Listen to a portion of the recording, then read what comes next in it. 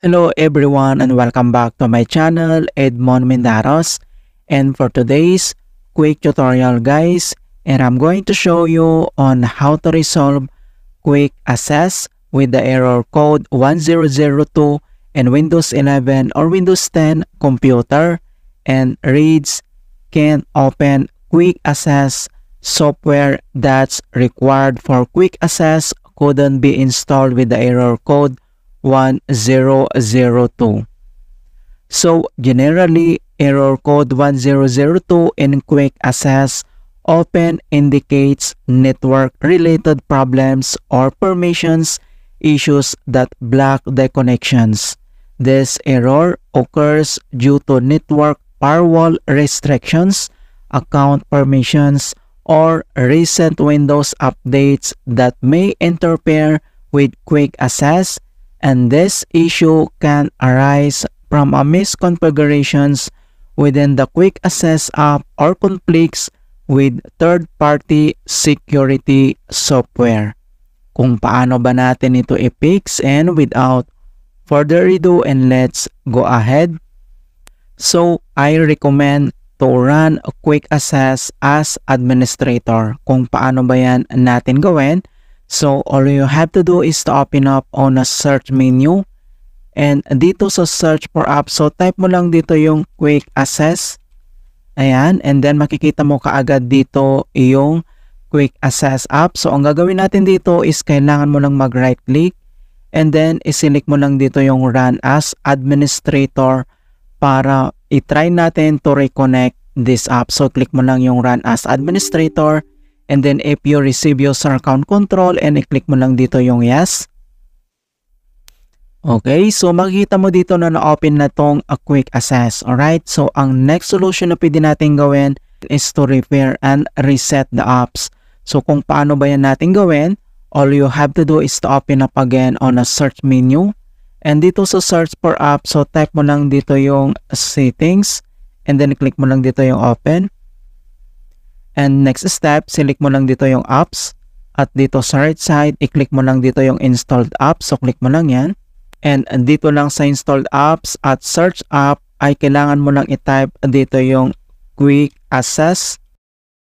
Ayan, and then mag-a-appear ka agad dito mga kaibigan.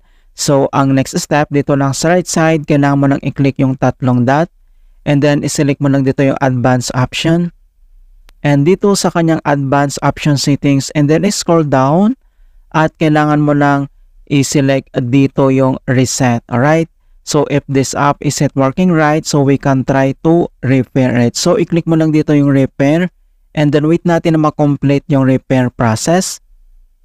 And then next step, so if this app still isn't working right, so kailangan na natin itong i-reset. So itap mo lang tong reset.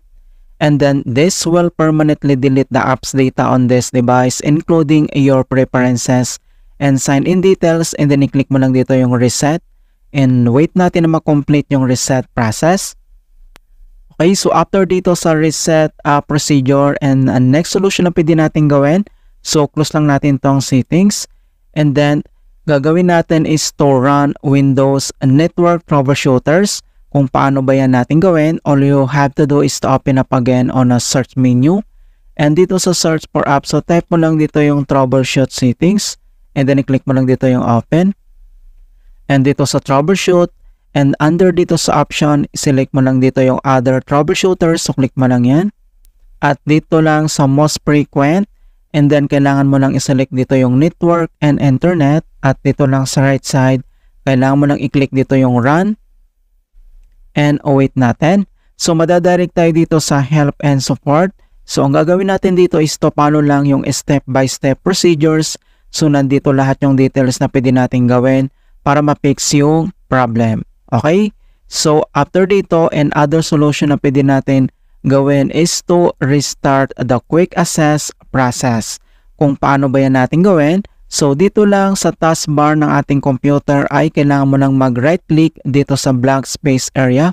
So right click ka lang, and then select mo lang dito yung task manager.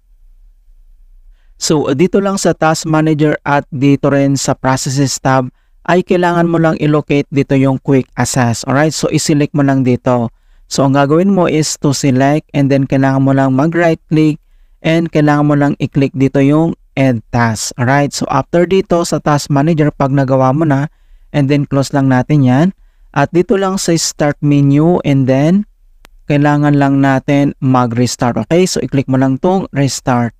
Alright, so ganoon lang po kasimple on how to fix Quick Access with the error code 1002 in Windows 11 or Windows 10. And please don't forget to like this video and subscribe to my channel for more quality content. Thank you guys and see you in my next tutorial.